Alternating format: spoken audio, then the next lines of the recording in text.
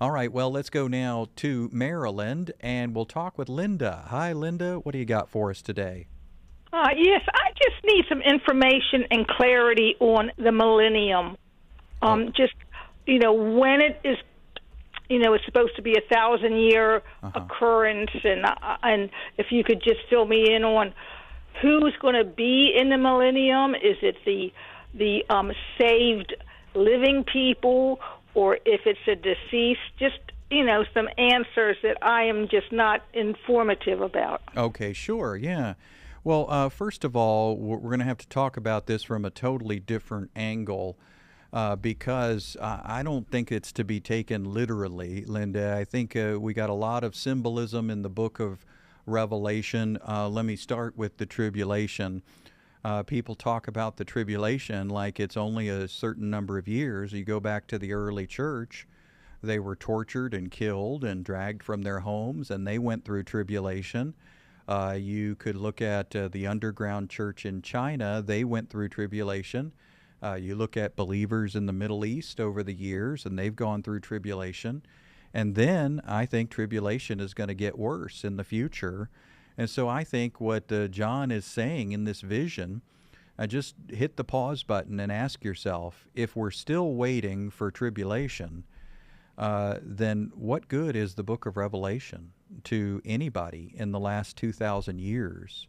How could it help the early Christians if it wasn't going to happen until the year 2025 and beyond?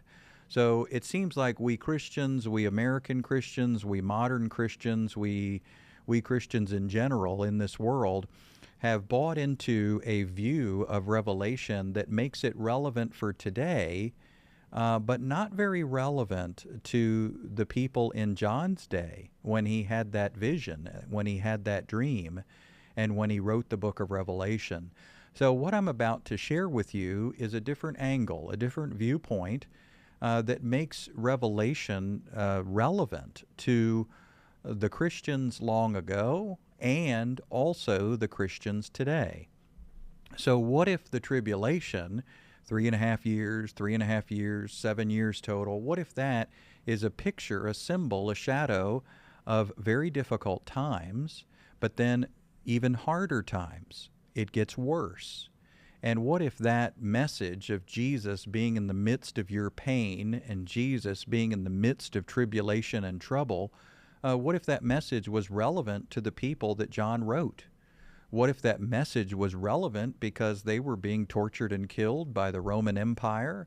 They were being told they had to use the mark of the Roman emperor on their coins in order to buy and sell things in Rome. The Jewish people got very upset with that, and rightly so, because, well, the emperor was calling himself God. And so, that's how you might see the tribulation. Now, what about the millennium? Well, the millennium is really representing reigning with Christ. And, well, we reign with Christ now. I know it's going to get better. I mean, Jesus is coming back, and we're going to meet him in the air. And Thessalonians teaches us this, that it's literal and actual, the return of Christ, and then things will get better with a new heaven and a new earth. But what I'm rejecting is this rigid timeline where people are interpreting the millennium as a literal 1,000 years, and then they're trying to figure out, well, I guess all the Christians, they go to heaven, and then the airplanes crash, and the helicopters fall out of the sky, and the buses drive off the road, and then you got 8 billion unbelievers scratching their heads. They're totally clueless. And they're like, gee willikers, I can't figure out where the Christians went.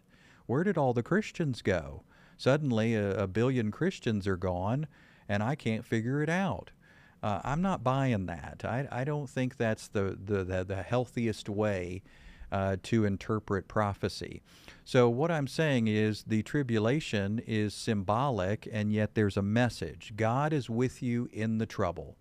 And then the millennium is symbolic, and yet it's literal and meaningful because we are reigning with Christ right now and into eternity. So when you look at Scripture, I believe There's just so much evidence of this. I mean, first of all, the use of numbers in the book of Revelation. You often see the use of numbers being symbolic in Revelation. Then you see in Ephesians 1 that Christ is reigning right now. In verses 20 to 22, it describes Christ as seated at the right hand of God, far above all rule and authority. So this is indicating that he reigns right now. And then it says in 1 Corinthians 15 that Christ must reign until he has put all his enemies under his feet. What does that tell you? He's already reigning. So believers are reigning with Christ. How about Ephesians chapter 2, verse 6? It says, he raised us up and he seated us with him in heavenly places. So I'm saying this is a spiritual reigning. And yes, it's going to get better, and yes, it's going to become physical when we have a new heaven and a new earth and all of that, the return of Christ, the final judgment, the binding of Satan. All of that is understood as literal. But there's a couple of pieces of this that I think a lot of scholars have tried to cram into a timeline, a literal 1,000 years, and then they end up with 2 returns of Christ, or a secret return of Christ, and then a visible return of Christ. And that's just not what we see in Scripture. In Scripture, we see one return of Christ and one final judgment. And when Christ returns, it is public and visible and loud, with the sound of a trumpet and the archangel and a big announcement. And it's obvious, and it's plain, and it's global, and the whole world witnesses it. And nobody's wondering, where did the Christians go? And why did the airplanes crash? All of that sort of perspective on a timeline is not biblically accurate in my view. So I hope that helps you. At the end of the day, if you see what I'm saying here, I think it helps you transition to a whole new viewpoint that you can say, wow, the book of Revelation is timeless. The book of Revelation is about good versus evil, and God versus Satan, and sin versus righteousness, and God wins. And this is a very encouraging message to the people tortured 2,000 years ago, going through tribulation. This is a very encouraging book to those Chinese believers who are in the underground church. This is a very relevant and encouraging book to those who've been in tribulation in the Middle East, having to hide and have their church meetings not be discovered. This is for every generation of believer. And yes, Jesus is coming back, but right now we reign with him. Yes, Jesus is coming back, and it's going to get better with a new heaven and a new earth.